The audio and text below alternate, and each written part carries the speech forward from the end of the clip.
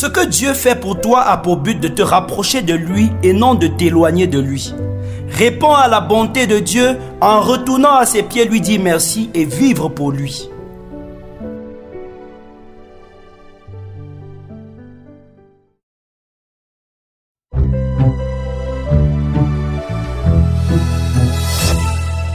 Alors vous tous qui avez décidé de prêter attention à ce que nous partageons comme parole pendant les breakfasts, nous nous réjouissons de vous avoir ce matin pour partager ensemble autour du thème « Retournez vers Jésus », inspiré de Luc 17, versets 12 à 16. Je lis pour nous dans la version 8 secondes, là il est écrit « Comme il entrait dans un village, 10 lépreux vinrent à sa rencontre. Se tenant à distance, ils élevèrent la voix et dirent « Jésus, Maître, aie pitié de nous !» Dès qu'il les eut vus, il leur dit « Allez vous montrer au sacrificateur. » Et pendant qu'ils y allaient, il arriva qu'il fut guéri. L'un d'eux, se voyant guéri, revint sur ses pas, glorifiant Dieu à haute voix. Il tomba sur sa face aux pieds de Jésus et lui rendit grâce. C'était un Samaritain. Amen.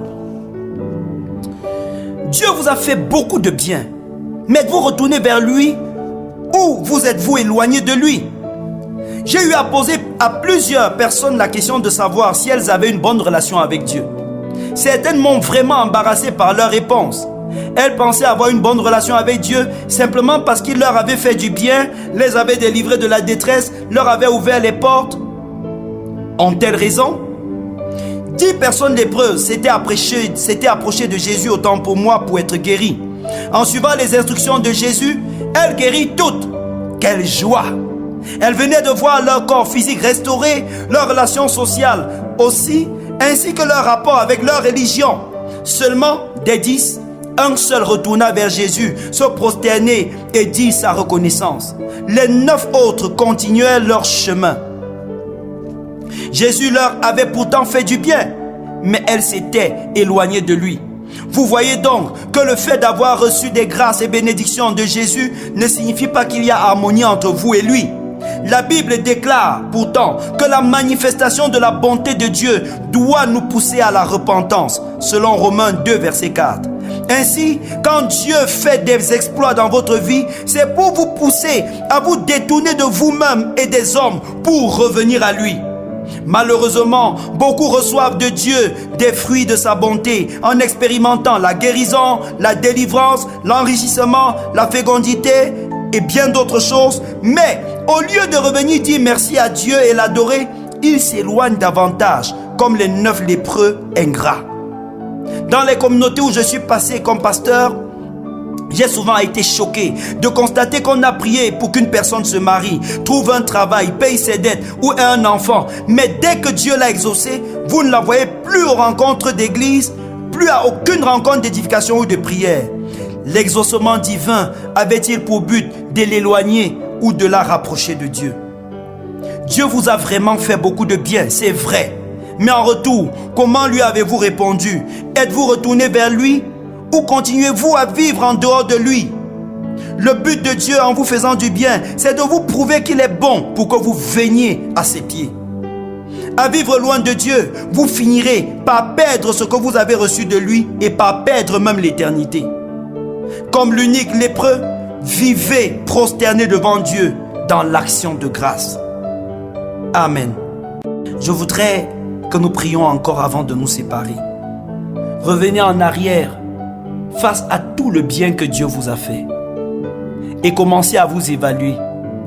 Avez-vous continué à rester attaché à Dieu? En quoi est-ce que la bonté de Dieu vous a rapproché de lui? Ouvrez votre cœur au Seigneur ce matin. Dieu vous a fait beaucoup de bien, mais qu'est-ce que ça a changé dans votre manière de vivre?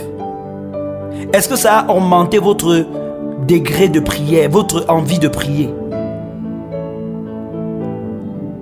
Reconnaissez devant le Seigneur toutes les fois où ses biens, ses grâces, ses bénédictions, au lieu de vous attirer à lui, vous ont rendu plutôt indépendant de lui ou bien vous ont éloigné de lui. Présentez votre vie de prière, votre marche dans la piété à Dieu. Et répentez-vous de toute négligence en ce qui concerne votre marche avec Jésus. Je prie, Père, que tu uses de miséricorde envers ceux qui m'écoutent ce matin. Je prie, Père, que dans ta grâce et dans ta bonté, s'il te plaît, que tu ne leur retires pas ce que tu leur as donné parce qu'ils ont été ingrats. Je prie afin que dans ta bonté et ta grâce, tu te révèles davantage à eux et que tu entendes leur voix suppliante, qui reconnaissent qu'ils n'ont pas témoigné leur reconnaissance véritablement à ton endroit. Je prie, Père, afin que toute malédiction, tout malheur, toute confusion attachée à leur ingratitude soit révoquée aujourd'hui au nom de Jésus. Je prie, Père, afin que ta parole et ta grâce puissent toucher le cœur de quelqu'un qui nous a écoutés ce matin et le disposer à vivre non seulement dans l'action de grâce, mais prosterné à tes pieds pour t'adorer. Au nom de Jésus, nous t'avons ainsi prié. Amen.